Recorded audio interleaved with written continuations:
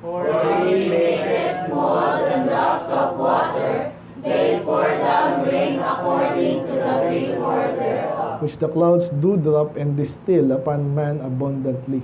Also can any understand the spreading of the clouds, or the noise of his tabernacle. Behold, he spreadeth his light upon it, and covereth the bottom of the sea. For by them judgeth he the people, he giveth meat in abundance. With clouds he covereth the light, and commanded it not to shine by the cloud that cometh betwixt. Sabay-sabay. The The noise thereof showeth concerning it, the cattle also concerning the reapers. Let's pray, Lord, na sa lahat sa salita. Panginoon, bigyan kami ng wisdom, ang maunawaan, ang nalaman, aming chapter ngayon, chapter 36 ng Job. Panginoon, I pray kayo pong magpala. Unawa, Lord, especially yung gusto talaga malaman dito, Lord, maintindihan namin the whole context of the book and your book, man, the Bible. So I pray kayo pong mauna. Nakapuloy kayo malulati. In Jesus' name we pray. Amen. Okay. Late na ba? Sakto lang naman. Okay. This time, good afternoon po. So, hindi nakatating. Wala. Okay. So, anyway, medyo ano rin yung topic natin ngayon. So, last pala natin dito, reviewin din natin, no? Medyo matagal na, September pa, last year, Job. So, again, ito pa yung series sa Book of Job. Kung saan, isa-isa natin, no? Medyo, so far, natapos na po yung palitan ng, so yung first 2 chapters lang naman yung kwento dyan, then yung chapters, succeeding chapters, medyo ano na po yun eh. Palitan nga, no, ni Job and his friends. Sino yung friends niya? Eliphaz, Zophar, and Bildad, no? And then ito ngayon si Elihu, pang-limang chapter ng Elihu to. Next time, ngayon yung kanyang last. So, naalala pa si Elihu, siya po yung bata sa mga kaibigan. Hindi siya actually kasama doon sa tatlong well-known at talagang yung kilala doon sa mga kaibigan niya. Medyo iba siya, parang singit ba? Saling ket-ket, kung naalala nyo. Kaya reviewin natin yung tagal na kasi natin din nag-Job, no? So, anong context ng Book of Job? Hindi ko na makita. Nakaano ba to?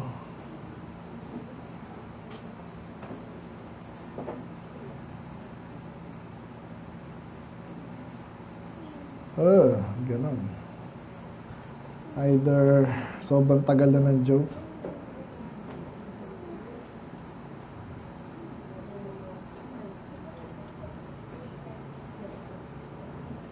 So, hala-hala pa tayo, may Job na. Ayan. So, last 3 months ago lang pala. Ayan, ang tagal na. So, last year.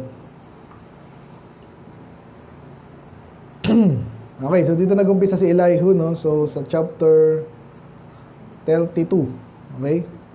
So, title natin nun, it is ready to burst. So, nakita natin, medyo may ating kayabangan to si Elihu, no? Tapos parang nanggigigil siya, nagkatalo sila, tapos dapat ako yung ang gasalita. Tapos kasi nagtyaga daw siya makinig, tapos gusto ko niya magsalita.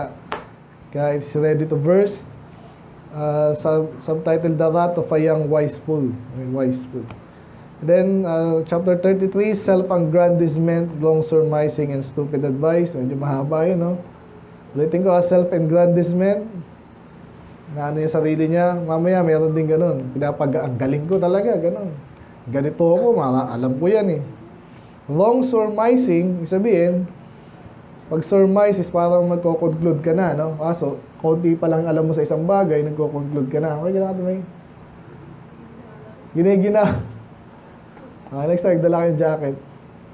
Malamig ba masyado? Okay. And then, stupid advice. Kasi pag ano, mali nga yung ano mo, pangunawa mo, syempre mag-a-advise ka kaso mali.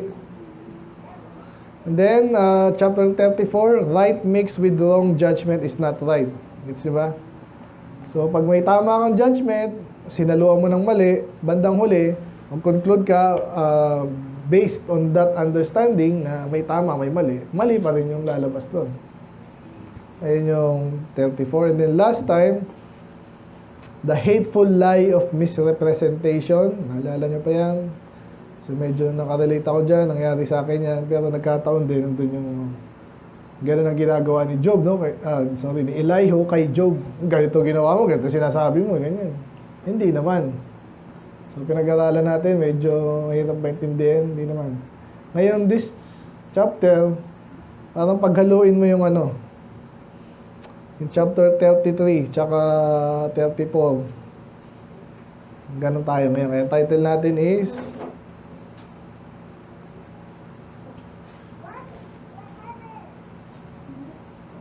Knowledge from afar. Nabanggit niya kanina dyan. Okay? Knowledge, I will fetch my knowledge from afar. Ano sabihin nun? Ang layo pinanggalingan. Pero ang subtitle natin, Beware of Esoteric Conceit. Okay? Define natin ano sabihin esoteric. Esoteric. Madalas na ano to, nababanggit, especially sa mga Hudyo na naman eh. Esoteric. Ito po ay parang knowledge na sila lang nakakaintindi. Okay? Okay, sabi dyan, designed for or understood by the specifically initiated ones. Parang Calvinist. Sila lang nakakaintindi niya. Hindi maintindihan kasi hindi ka isa sa amin. Makaisa ka muna sa amin. Requiring or exhibiting knowledge that is restricted to a small group. Parang elitistic yan. Elite, yun yung samahan. Yung esoteric, yun yung pangunawa daw. No? Sa mga subject na sila lang nakakaintindi. Mahirap, hindi lang mahirap eh, kasi maraming matalinong tao eh. Naalala ko tuloy yung may mga batas tong inaano tong mga Hudyo kasi feeling nga nila lagi silang superior. No? Ngayon, pag napag-usapan ngayon, ay paano yung mga Kristiyano? Dapat ba ganun sundin din yung ano? Kasi hindi naman kami Hudyo. Yan. May sinasabi silang ano, hinihiwalay nila yung batas para sa inyo tsaka yung batas para sa amin. Intindi, di ba? Ang tinatawag nilang Noahide, yung panahon daw ni Noah. So pag hindi raw applicable sa inyo yung batas ng Hudyo, yung batas ni Noah lang, parang gano'n. So parang weird, di ba? Kasi weird talaga yun. Kasi mali yun, wala sa Bible yun. Ang tama yan from the start hanggang matapos yung Bible. Kasi nagkakaisa yan. Kasi ang Diyos naman, hindi naman nagkakamali, hindi naman magbago.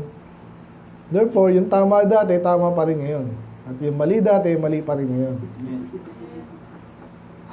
Kaya yung story, pag sinabing conceit, medyo related na dyan. Kasi yabang nitong mga to. Yun lang yung conceit, no? Conceited. Pag sinabing conceit, sobrang, hindi lang favorable opinion, hindi yan. Hindi yan fanciful idea, hindi yan. Imagine, conceive, understand. Parang mali ito.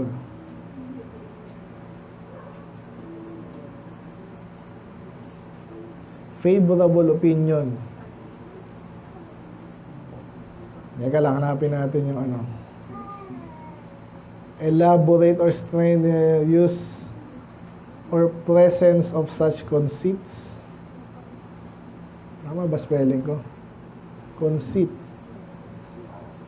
A fancy item or trifle. Ba't ganito ng dictionary ko? Tingnan natin isa kong dictionary, ha?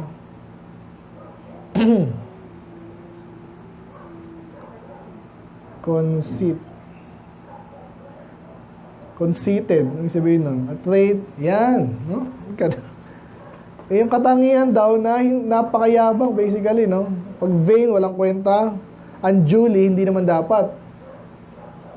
Conceited, false pride. Yan. Feelings of excessive pride. No? Ba't gano'n nag-conflict yung Merriam-Webster, no? Ito yung binigay kanina sa Merriam-Webster, no? 3, 4, and then 5. Basin niyo yan? Kaya ang ganda nag-aaral tayo ng ganito eh. Nakasunod ba kayo? Yung nabasa natin kanina sa Merriam-Webster, yung definition 1 and 2, hindi niya binigay. Ito yung hinahanap ko dito.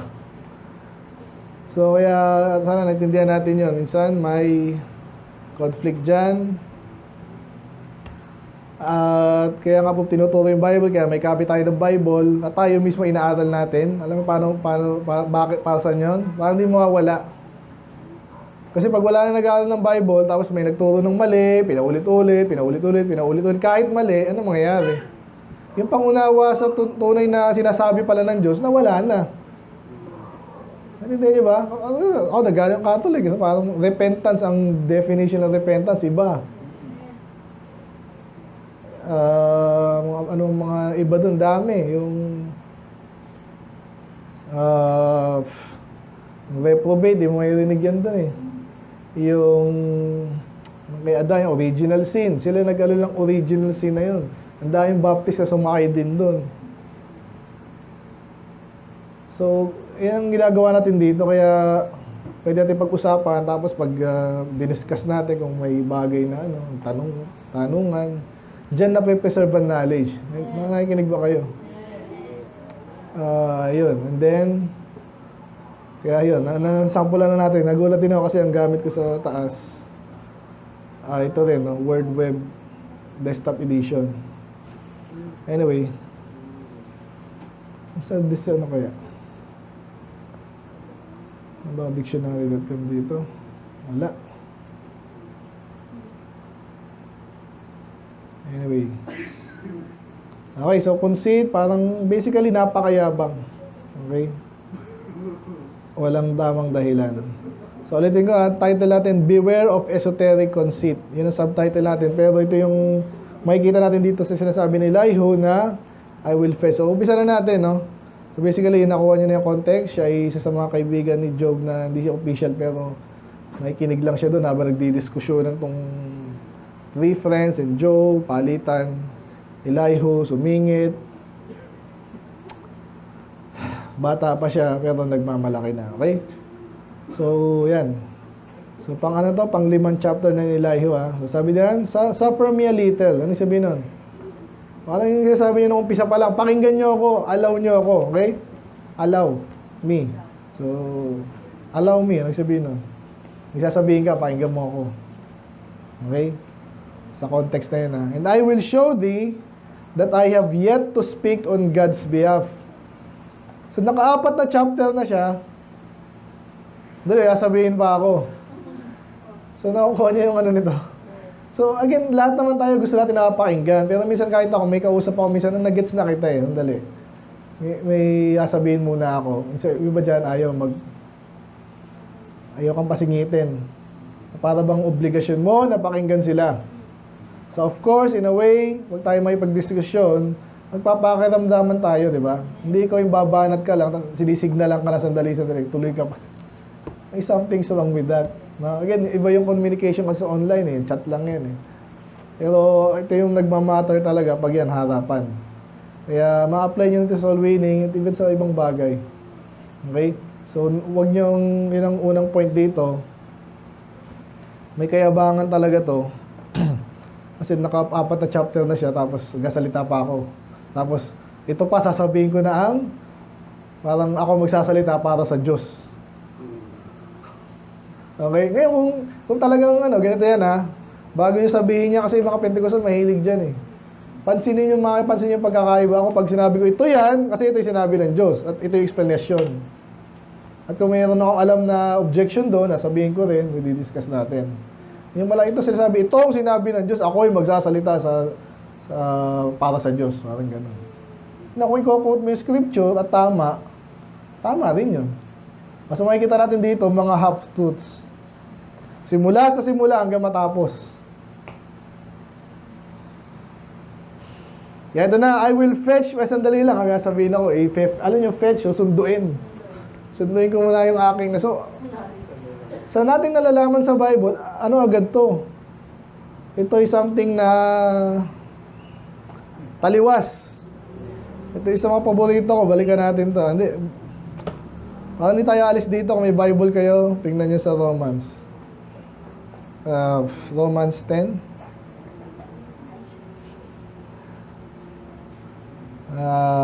Yan. Sige na nga, balikan na natin. Ito yung lagi ko naalala ko agad kasi nga, familiar sa akin to eh.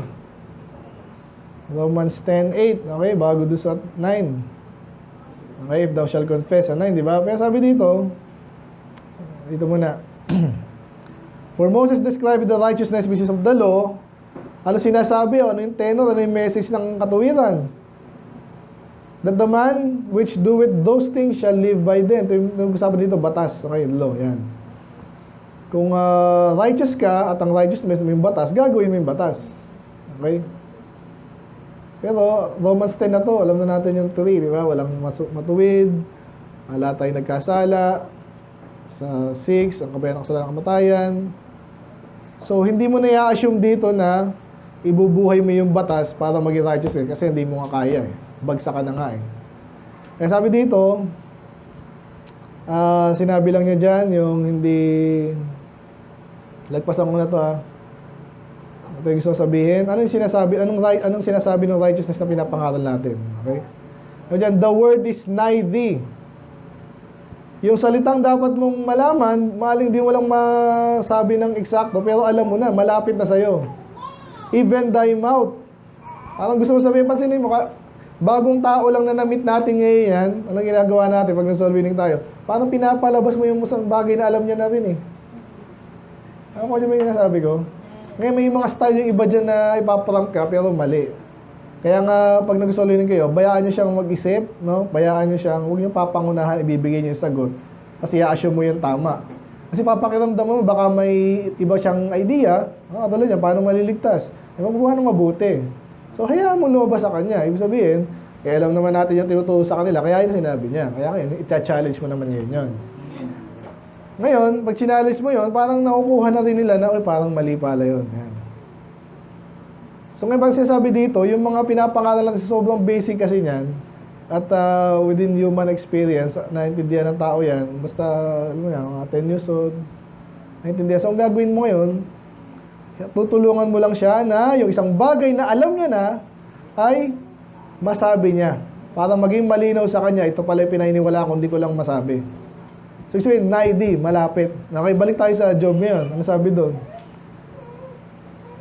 Ganon din mag-usapan nila, righteousness yung mag-usapan nila. Kasi, Job, tuturuan kita. Okay, kaso lang, kunin ko muna yung aking knowledge sa labas. Sa malayo. Saan ang galing yung malayo? Hindi sinabi.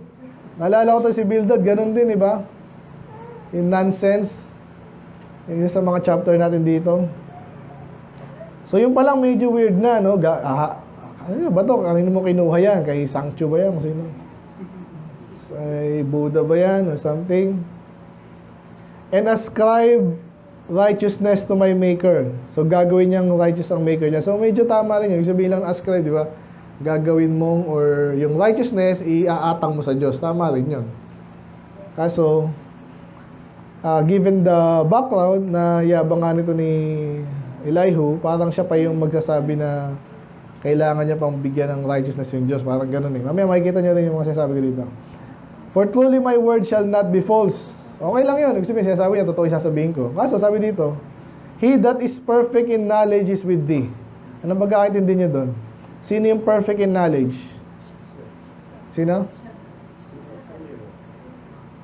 Sino yung perfect in knowledge? Perfect in knowledge ba si Elihu? Alam natin ng Diyos eh, pero tama yung sinabi niyo. In context, siya yung sinasabi niya. Pero walang perfect in knowledge, ang Diyos lang. Pero ngayon sinasabi niya siya. Makita niyo yung kayabangan. Okay. Behold, God is mighty and despiseth not any. Anong mali doon? Wala ba dinidespise ang Diyos? Pag despise, look down. Napansin niyo ito yung mga argument din ng mga taong parang gustong itago yung kasalanan nila or hindi ma-acknowledge. Ba? Pare-pareho lang tayo sa harapan ng Diyos. Again, sa kaligtasan, totoo yun. Sa kaligtasan lang. Pero outside ng kaligtasan, hindi na totoo yun. Hindi tayo pare-pareho. Diba kung ito sa masipag, matino, ito sobrang tino. Ito naman talagang wala ng morality. Pare-pareho ba tayo? Pwede bang Gusto mo itulad ka sa bakla, for example? Siyempre, hindi. Ngayon, meron ba sa Bible na dinispice niya yung hindi niya dinispice lahat ng tao? Wala akong maalala, pero naalala ko agad yung sinabi niya sa mga, na-preach ko na rin dito yun, yung he considerate yung mga nation. Nasabi natin yung napaka-makapangyarihan ng nation. Sabi niya, it is nothing or less than nothing. Naalala niyo yun? So, nilook down niya yun, of course. Kasi nga, mababa. Sa yabang pa, sa Revelation, ganun din yung mga Laodicean, di ba? Sabi niya, akala niyo, mayaman kayo, pero hubad kayo, hubo kayo, wala kayong kwenta, mahirap kayo. So, saan niya kinukuha tong, despise it not any? Makita niyo yun? So, hanggang matapos tayo, ganito to yan, labo. He is mighty in strength and wisdom. Tama yun, okay? So, halo siya ng mali at tama, He preserveth not the life of the wicked, but giveth right to the poor. So, tama naman yung he preserveth not the life of the wicked. So, may verse tayo dyan na, yun nga, he shall not live half of his life. Sabi nyo gano'n, no? So, sabihin, yung mga loko-loko talaga, sobrang loko-loko, hindi yan buhay na matanda. Matayan, lalo yung mga bakla, maaga mamatayan sa statistics. Hindi umaabot yan ng 50. Madalas 40 below. Yung kilala ko, office mate ko, kapatid niya, bakla, 26 lang. Iba nagpapakamatay, iba sa sakit. Iba sobrang loko-loko, alam mo na, mumumoto, vroom, vroom. Patay. Pero ito, but give it right to the poor. So medyo yung right, binibigay lang niya dahil mahirap. Pwede, sabi sa Bible si Jesus, he preached the gospel to the poor. Pwede yun. And then, yung mahirap ngayon, magdi-decide pa rin sa sarili niya. Hindi, di ba? Again, kung nag-solveiner ka, mga survey mo yan. Madali talagang yung mga mahirap. Pero hindi rin lahat. Yung mga mayabang din yan. Mga pilosopo pa. Okay? So, halo yung tama't mali, no? He draweth not his eyes from the righteous, he withdraweth. Okay, not his eyes from the righteous. Medyo tama rin, ibig sabihin, sinabi rin sa ibang verse yan, no? His eyes behold the ways of the righteous, parang ganon. But with kings are they on the throne, yea, he doth establish them forever, and are exalted. So yun pa lang, lahat ba ng hari ay established forever? Alam natin hindi, di ba? So guys, First Kings, Second Kings, may mga namatay doon, buwan lang, naghari, araw lang. Okay? So hindi na naman totoo, no? Medyo exaggerated. At pansinin niyo pala, yung context nito, hindi mo na alam kung saan pupunta yung sinasabi ni Elihu. Kasi ang ginagawa niya dito, nag-aano lang siya, nag-aakusa lang siya. Parang makabanat ba? Narinig niyo na ba yun? Makabanat ka lang. Iwasan natin yung makabanat. Ay, inulsulto ko, insultuhin ko rin. Kung sakto, pwede. Pero hindi lang nga mang-insulto lang. Ang role natin, society, bukod nga, gusto natin maligtas sila. Pero ma-warning naman yung hindi maliligtas agad. Iba, maturuan. Okay? Lalo na yung mga sobrang grabe yung kamalian na hindi pa nila ma-realize. Man lang yung mali nila. Yun ang role natin. Kung pupunan natin. If they be, sino yung they dyan? No? Medyo tinuluyan. Mga hari. Okay? If they be bound in fetters, and beholden in cords of affliction, kung sakali na mangyari sa kanila, then he showeth them their work and their transgressions that they have exceeded. So, tama yun, no? Naalala mo yung si Nebuchadnezzar, di ba? Nangyari sa kanya, sumobra siya, pinig siya ng kapangyarihan, sumobra siya, pinarusahan din siya. So, tama to. He opened also their ear to discipline and commanded that they return from iniquity. Tama rin yun, no? Kahit pamaharian, ay nire-rebuke ng Diyos yan, so wala akong problema dyan. Tama lang yun. No? If they obey and serve Him, they shall spend their days in prosperity and their years in pleasure. Totoo na naman yun, though hindi lagi. Okay? May mga time nga na even mga tunay na lingkod ng Diyos, di ba? Hebrews 11, yung sinasabi yan eh. Mga tapat sa Diyos yun, sinabi pa doon, the world is not worthy. So, grabing tapat nun. Pero hindi nila na-receive yung promise.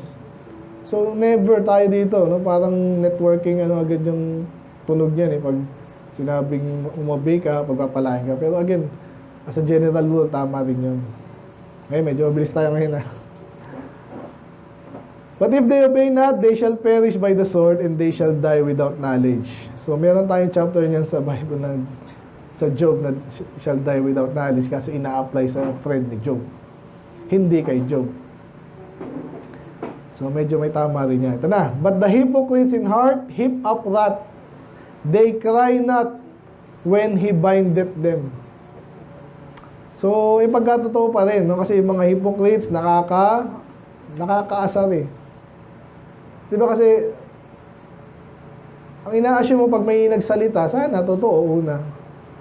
Pero mas ano yung pinagkaiba ng hypocrisy sa nagsinungaling lang? Kasi pareho sinungaling yun. Anong pinagkaiba ng hypocrite? Ha? Lalo na yung maganda, no? Ang pakita niya, ganito ko ka-virtuous, hindi naman. So, medyo ang mali doon, no? Nagsinungaling kasi hindi totoo. Pero, iba yung pakita niya, no? Sa ginagawa niya. So, doble-doble. Kaya totoo yun, nakakaasar yun, no? Heap up wrath, naiipon yung galit. They cry not when he bindeth them.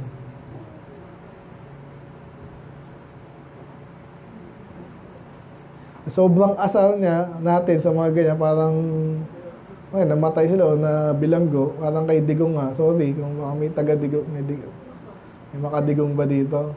Roque ata yung isa sa may warrant na eh. Ay, kawawa naman si Lolo. Hiningi niya yun eh. Again, parang si Maduro, ganun din yung ano niya. Again, hindi ko sinabing tama exactly yung ginawa nila eh. Kasi medyo malabo raw yung dahilan kaya siya nagdad-drugs daw. Kaya sabi ng mga critic, anong karapatan nyo na gawin yun? Kaya sabi nila kasi nag-traffic ng drugs, tsaka inaano talaga eh. Matagal na silang hinahamon nun. Kaya, ayun. So, nung kinidnap siya, maawa ba tayo sa kanya?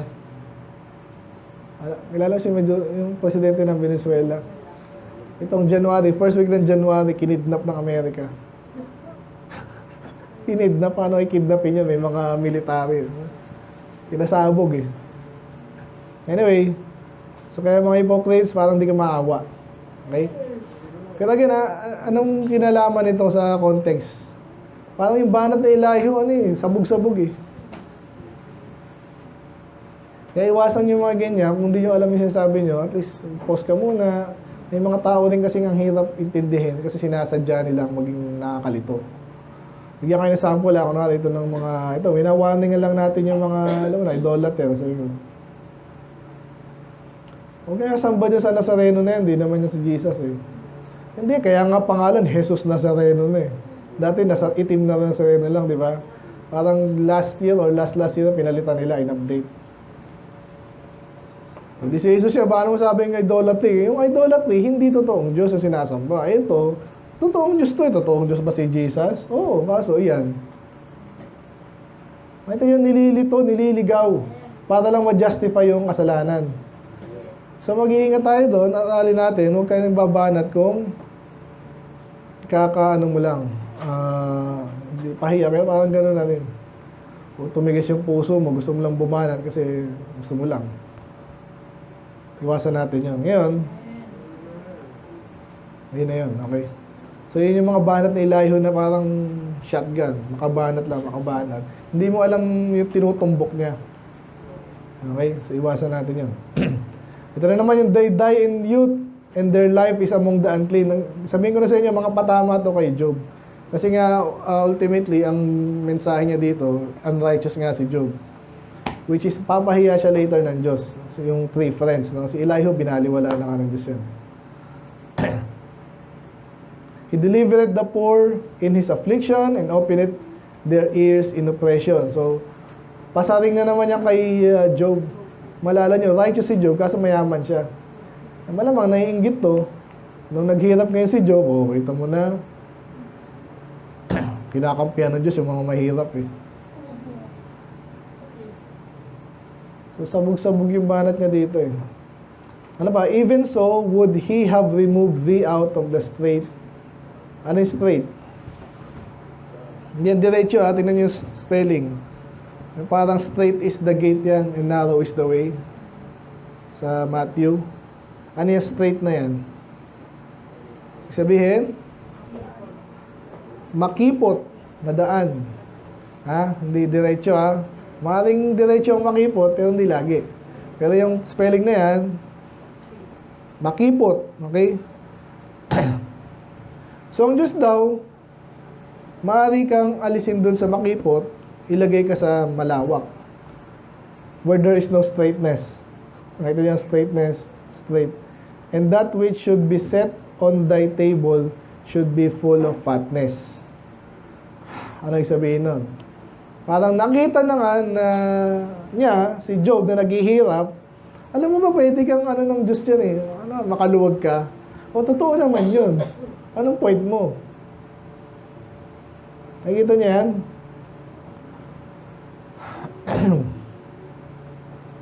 Naalala ko yung mga gusto lang makabanat for the sake of mga banat eh. Titingnan yung kalagayan mo. Ano tayo, politician tayo, Rain, okay? Kunwari si Rain ay mahirap. Pero pwede kitang bigyan ng pera. May naiipit ka na dyan. Parang si ano daw, sino yung hinuli na ngayon? Yung nag-AI? Hindi, nag-AI. Ginigipit siya. Biskaya yung sa US. Yung nilaglag Zaldico. Zaldico, di ba? So sabi sa kanya daw nga ni Mark, alam niyo yung kwento? So ako magkakutsaba yun. Kaya sabi sa kanya, magpalamig ka muna, doon ka lang sa US. Tapos dito nilalaglag na pala siya. Kaya nga naglabas siya na parang kumampi siya sa... Hindi ko na na-follow up yun eh. No? Pero ngayon daw, na ano na siya eh. Yung mga kotse niya rin, parang diskaya na ano na. So ganito yan. Ayaw mo maipit? Ha? Ano kita? Makisama ka sa amin, makakaluwag ka rin. Ano, tutulungan kita. Parang ganun ang diskaya. Kasi alam kong nahihirapan ka na. Hindi niya. Pero hindi niya sabihin yung ilalagay ka rin niya sa isang kalagayan na mas mahirap pa. Ganyan yan eh. Pag nagkalokohan, ganyan po nangyayari dyan eh. So, may mga hindi siya babanggitin sa'yo, pero sabihin niya, ito mangyayari sa'yo pag nakiisa sa amin, makakaluwag ka kasi may pera ka eh. Di ba? Kung mahuli ka man, di magtago, ang dami ng ano yan eh. At least makakaluwag ka. Hindi mo alam, ano yung after that, ano mangyayari. Okay? So, yung sabi dito, kung ang Diyos, pwede ka naman tulungan eh. Kaso ang problema nga, ang mali dito yung context niya, ina-assume niya nga si Job ay nagkasala, kaya pinarusahan. Eh, hindi nga ganun. Guess ba? Tuloy lang natin. But thou hast fulfilled the judgment of the wicked. Judgment and justice take hold on thee. Yun na, ginasya na si Job. Kaya ka andyan eh, kaya ka namang iligtas ng Diyos, kaso hinusga ka ngayon Diyos. Kasi wicked ka, hindi sinabing wicked ka, sinasabi, nagpaparinig lang. Oh, thou hast fulfilled the judgment of the wicked. Ikaw nga ang hinusgahan kasi wicked ka. Okay ba kayo? Yes. Because there is wrath, beware lest he take thee away with his stroke, then a great ransom cannot deliver thee. Pinagbabantaan na, pero nag-assume na nga siya, nagbintang na siya, kaya naman nangyari sa iyo yung Job kasi loko-loko kayo eh. Okay, wala na silang bago sa atin dito, no? Naalala nyo yung series na to, no? Ano nyo na? Will he esteem thy riches? No, not gold, nor all the forces of strength. So ito naman, nag-a-assume na naman siya na siguro, pwede mo bang sulsulan ng Diyos? Alam naman natin pare-parehong hindi. Pero wala naman sinabing ginagawa ni Job yun. May statement siyang sinasabing totoo, pero bakit niya inaano kay Job? So pareho yung mga previous chapter, ganito yung context eh. Nor all the forces of strength. Kasi nga, kahit gano'ng kalakas sa lupa, pag ang Diyos ang totoo naman yan, pag ang Diyos ang naghusga sa'yo, pinarusahan ka, wala kang magagawa. Kaso mali yung, again, pag ano niya kay Job, no? These are not the night when people are cut off in their place. Medyo mahirap to, no? These are not the night when people are cut off in their place. Ano yung cut off? Pwedeng mamatay, pwedeng pinaalis. Okay? So, totoo nga yun, ang hirap ng pag ang tao pinaalis, tapos gabi pa. Okay, parang sinasabi niya dito, parang yun ang iniisip ni Job sa iba. Parang ganun eh. Ina-ascribe niya yung masamang isip kay Job. Which is, again, di natin alam kung saan nanggaling. Parang nag-iimbento lang yun. Mabilis tayo ngayon. Take heed, regard not iniquity. Sino ba nag-regard ng iniquity? Again, assumption niya to kay Job. Kasi si Job nga hindi umaamin. Kasi wala na siyang maalala. Ano ginawa ko? Ano ginawa niya? Ng chapter 1 and 2. Wala, nag-pray siya sa mga anak niya. Masama ba yun? At sinabi pa nga sa kanya, testimony sa kanya, Diyos is just, perfect and just. So, saan kinukuha ni Elihu to? Ini-imagine niya lang. Siguro kasi may nakita siya, isang tao, wicked, pinarusahan, isang wicked. Therefore, lahat ng pinarusahan, wicked na. Tama ba yun? Yun ang pinaka-mensahe ng Job eh. Hindi lagi. Madalas ganun, pero hindi lagi. Kaya huwag kang mag-assume. Kasi didiin mo pa ba? Paano kung lingkod talaga ng Diyos yun, tapos sinusubok lang siya, no? Para si Jesus, may kasalanan ba si Jesus? Wala. Ba't siya pinarusahan siya? Malamang may ginawa siyang mali. Hindi, pinagbintangan nga. Pinag-initan, pinagtulungan. Kaya hindi laging totoo to, no? So, wala siyang niregard na iniquity. For thou hast thou chosen rather than affliction. So, parang yun nga. Parang ikaw kasi, kaya ka nang pinarusahan kasi gusto mo ng yung mahirapan, gusto mo magkasala. Matindi yung bintang sa kanya dito. Behold, God exalted by His power. Ano exalted? Tinataas. By His power, nagtataas daw siya sa pamamagitan ng kanyang kapangyarihan. Tama yun, no?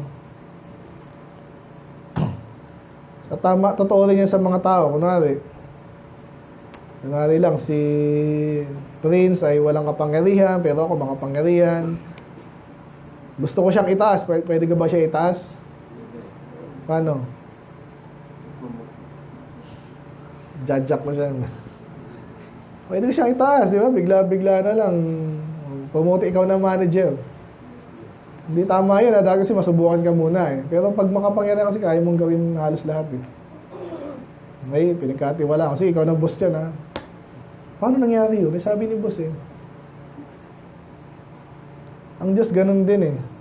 So minsan naisip na yun parang unfair. Pero again, ang Diyos hindi gagawa na unfair. Minsan pagsubok din yun. Kahit itong mga inaano natin mga unbeliever, minsan bakit si Marcos andun? Addict pala. Nire-rebuke tayo ng Diyos doon. Bakit yung hinayaan yan in the first place? Kasi tayo dapat mag-i-elect dyan eh. Doon minsan nga, di mo masisi yung ordinaryong tao kasi tayo. Minsan, hindi natin alam yan eh. Niloko tayo, ginamit yung media, akala mo okay yun.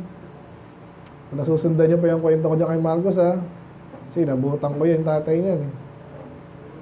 And then, kaya hindi ako makapaniwala nun, galing din eh. Yung mga office mate ko na bata, hindi nila inabutan yun. Hindi pa, uso lang ng mga Aquino yan eh. Kasi na sinabi sa kanila. At kanya-kanya para si Duterte, inamin nila yun. May sarili silang army ng keyboard warrior. Inamin nila yun. So, ginawa rin ulit ni Marcos.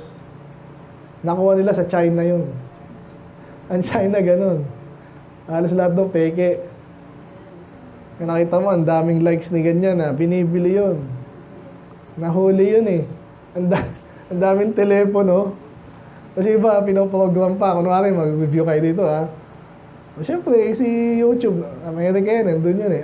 Kala niya may mga totoong taong nanonood kasi yung pala, mga ni-network na mobile. Nakuha niyo po ba yan?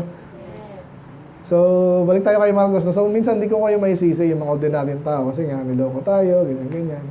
So, still, dahil napaka-importante ng freedom kasi, dapat yung binabantayan kasi. At tulad ngayon, bakit napakalalim ng ating pag-aaral dito? Palagi pa doon, alam mo, naintindihan nila yan. Naintindihan nila yan. Ulit-ulit. Hindi ko makakaliwa si Pastor. Ganyan din. Kaya nung una, yung tanong ko rin sa sarili ko yun. Si Pastor, politika na naman eh. Pero minsan kasi nakaka-relate tayo eh. Politika rin minsan sa Bible eh. Oh. So may tamang, may tamang level na pwede nating sakyan. At hindi lang sakyan. Kasi nga, inaaral natin eh. At alam din natin gagawin natin para sa sarili natin. Kung hindi man natin mabago yung bansa natin sa ngayon, di ba? Next generation. Kaya nga soul winning, preaching the word of God, kalabanin ng mali, aralin to, ipangaral yung tama. Yung next generation, malamang sa hindi. Pag ginawa natin yung trabaho natin, ha, mas matalino sila, mas equipped sila. Yun. So, ba tayo napunta doon? Ayun. Medyo nag-segue pala ako doon. So, kaya ang Diyos, kaya niya lahat gawin eh. Pero, ang maling paratang ni Elihu, sabi niyan, who teacheth like him? Parang sinasabi niya na si Job, tinuturuan ng Diyos. Wala naman sinabi si Job na ganun eh. Parang, kasi nagtatanong sa Diyos eh. Parang.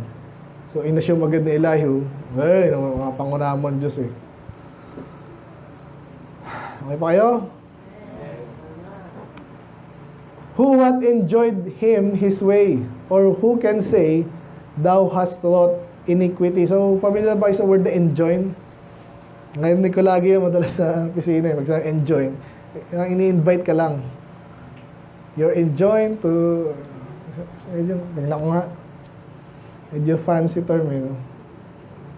Enjoin. Give instruction, direction, to do something with authority. Sinasabihan ka, hoy, ganun. Inutusan. Kaya sa panahon natin yun, parang medyo polite yung dating yan. So, sino ang nagsabi sa Diyos na gawin mo yan? Yan. Or who can say, sinong dapat magsabi o pwede magsabi na thou hast wrought iniquity. Lord, mali naman yung ginawa mo eh. Di ba ganun yung naalala siya, parang sinasabi ni Job? Parang. Kasi nga, siguro kulang na siya ng salita eh, ng vocabulary. Parang, kasi nga naman, alam niyo nangyari kay Job, di ba? Righteous, perfect, and upright, namatay ang anak, lahat. Asawa, natira, di ba? Kabuhayan, ubos. Ay, sakit pa siya. Sakit-sakit, literal. So parang gusto niya sabihin na ano ba ito? Tama ba ito yung righteous mag-suffer? Yan. So pero again, hindi sabi rin sa Bible, hindi siya nagkasala sa kanyang bibig. So ibig sabihin, na-misrepresent o na-misinterpret din ng kanyang mga kaibigan yung nangyari sa kanya. At saka yung mga sinabi niya dahil doon sa nangyari sa kanya. Okay, hindi tayo madalas ganito, pero sana nakukuha niyo.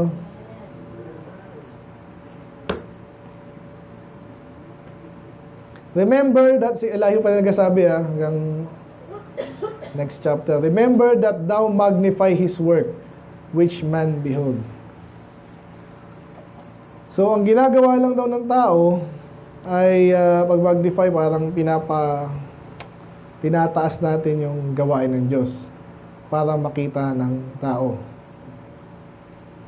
Every man may see it, man may behold it afar off. Yan, so tama rin yung sinabi rin yung sabi sa Bible. Limutan ko sasabi doon. We cannot do anything against the truth but for the truth. Okay, hanapin na nga natin. May time pa naman tayo.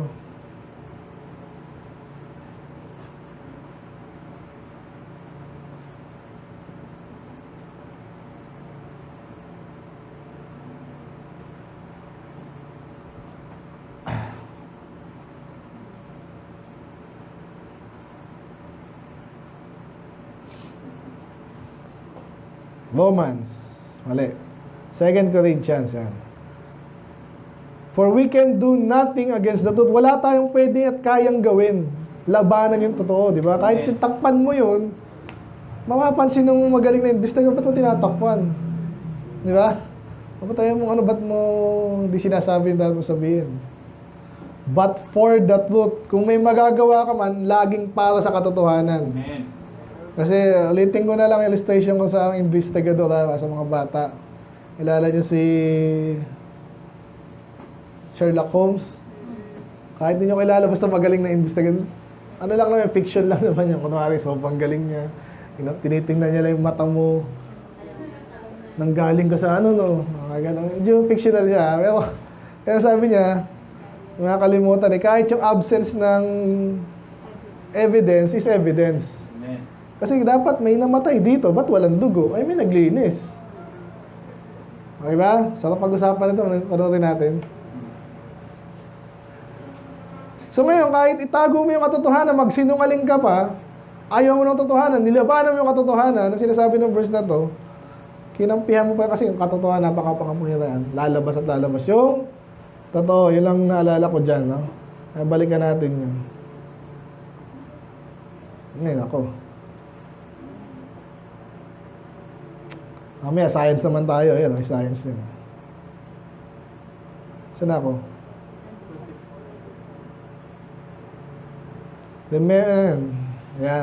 Remember that thou magnify His work which man behold. Yung mga nakikita ng tao, alam nila sa Diyos yan eh. Parang yung mga scientist na ayaw sa Diyos kunwari, di imbestigahan nila. Yung ginawa nilang pagtatakip, lalo silang na-expose na bakit mo tinagtatakpan yan? Nagtatakpan mo eh. Galit ka sa Diyos ha. Bakit may mga fossil? Kunwari, ang fossil, hindi yan na-form ng ordinaryong pagkamatay. Bakit? Di ba aso, nilibing mo? Hukayin mo yun after 200 years, andun pa ba yung aso? Kahit buto, wala na eh. Eh, ba't yung fossil na-preserve? Kasi nga, dahil sa Great Flood, bigla-bigla yung pagkamatay nila, natabunan sila, wala nang time mag-decay. Diba? Kasi pag na-expose yan sa hangin or sa mababa, magde-decay yan, babanatan ng bacteria yan eh. Bandang uli, maubos yan, nahalo na sa lupa. Okay?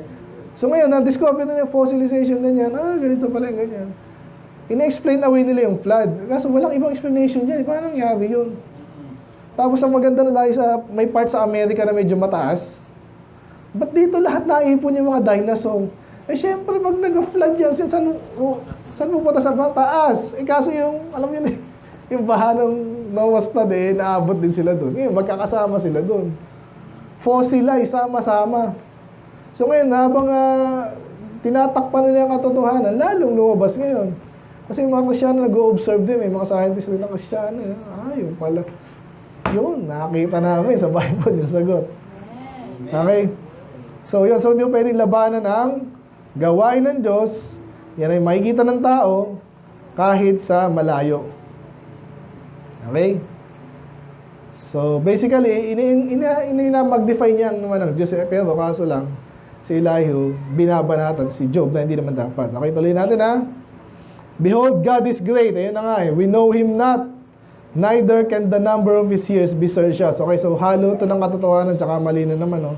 So totoo na God is great and then yung bandang huli, tama, sinabi rin ni Paul yan. No? Neither can the number of His years be searched out. Hindi mo alam kung gano'n siya pinanganak kasi nga hindi siya pinanganak eh.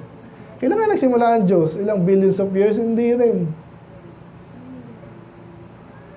Kaya sabi niya, we know Him not. So, pwede rin sabihin na kulang yung pangunawa natin sa Diyos, pero ang katotohanan actually, may mga tao nakakilala sa Diyos. Nakita niyo yun? So, may inaccuracy yung statement ni Elihu. Ito na ang science. Tapos na po tayo. For He maketh, pakibasa po. For He maketh small the drops of water, they pour down rain according to the vapor thereof. So, observation lang to from environment. Totoo po yan, no? Siyang gumagawa, no? Kahit mga bata, saan nanggaling yung ulan? Sa dagat, paano umakit yun? No, alam na natin ngayon kasi na-explain na yun. Paano evaporate? Lalaki nung bumagsak eh. Pwede bang umakit yun? Paano akit yun? Yan, i-describe niya dito eh, no? So, pinapalit niya na pinapalit to the point nga na mas magaan pa sa hangin. Alam niyo na yan, evaporation. Okay? Yung water molecules, mas maliit pa mas magaan pa sa hangin. Kasi pag yung hangin ay ano. So, maakyat, which the clouds do drop and distill. So, naobserbahan na kasi ng tao yan dati. Upon man abundantly, yun na nga, yung pag bumagsak yan, napakarami. And can any understand the spreadings of the clouds? Di ba? Pag tinignan mo yung clouds, paano yan kumakalat? Eh, syempre, hinahanginan. Eh, paano nga? Minsan, tas nag-shape pa yan. Tas may mas mataas pa dyan, may mga mataas, di ba? May mga baba lang. Naintindihan mo ba yun? Parang ganun. Lalo sa panahon nila, hindi. Behold, spread it, His light upon it, and cover it the bottom of the sea. So, sa parang sabi niya, sa ano natin, pag-araw, di ba? Pag hindi na masyadong makapal yung ulap, yung light ay tumatagos pa rin. Pero yung sa ilalim ng dagat, may ilaw pa rin ba? Hindi ko alam kung alam na nila yung panahon nila eh, no? Obviously, to some degree, may degree na wala na talaga. Ang tawag doon, twilight zone. So, medyo may science lang siya dito. Mamaya, i-reference niya anong ibig sabihin dito. For by them judgeth he the people, he giveth meat in abundance. Yung sabi niya lang talaga magaling ang Diyos.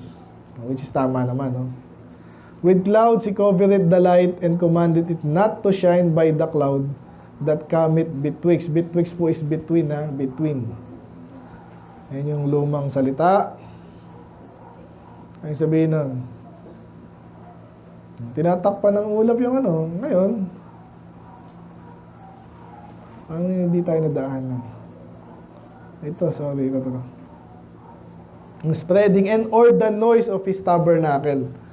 Yan yung gusto kong bigyan pansin kasi, no? Or the noise of his tabernacle. Maingay ba ang langit? Pag kumidlat, kumulog, no? Ito naman, may noise na naman dito. The noise thereof showeth concerning it, the cattle also concerning the vapor. Ano yung sabihin nun? Basta parang ang Diyos ang gumagawa naman hindi natin maintindihan. Okay? So ngayon, maintindihan yung the noise? Saan nanggagaling ang sound? Sa ngayon kasi alam na natin, na-obserbahan, pero yung may mga bagay pa rin na hindi natin naintindihan kung saan. Pero tapusin na natin to. Anong kinalaman nito kay Job? Bakit nag-jargon siya dito ng scientific jargon? Kayo, minsan, nagbibigay siya ng ganito. Alam mo ba na yung logarithmic of the tangent of the function of the integral of the is ganyan? Anong ginagawa sa inyong tao pag gano'n? Magyayabang ka lang eh. O, siya nagsabi nun May totoo yun. Kaya sabi ko, kung sino yung kausap mo, sinabi rin ni Jesus yan, condescend of man of low estate. Alam mo namang walang pinag-aralan, mag-preach ka dyan, magdi-discuss ka dyan, kung ano yung alam mong di nila alam, yun ang sasabihin mo, and then,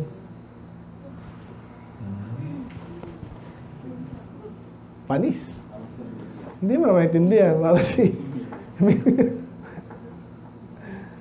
hindi ganun na makipag-communicate. Kasama sa communication yung receiver. Kaya alamin mo rin kung sino ba nakikinig sa'yo. Unless, gusto mo magbida ka lang. Kaya ang title natin ulit ay Knowledge from Afar. The esoteric, Beware of esoteric conceit. Ang daming sinabi dito, naintindihan natin. Kung nag-focus ka lang sa maliit na picture, wala ka naintindihan eh. Sa medyo mas malaking picture, wala pa rin. Pag di mo alam yung context ng buong libro ng Job. Amen. At later nga, ito si Elihu, hindi niya to i-acknowledge eh. I-acknowledge ng Diyos yung tatlo eh. Pero, i-rebuke ng Diyos yung tatlo. Okay? So, ang context niya, mali-mali pinag-isabi nito. Kaya naintindihan natin kasi alam natin yung context. Amen. And kaya isa-isa din natin, talagang inan natin, ano ba sabihin nito? Baka na may katotohanan din. Siyempre, hindi lahat ng kasinungalingan may katotohanan. May halo lagi yan. Amen. Kaya tayo, habang nag-aaral tayo dito, anong goal natin?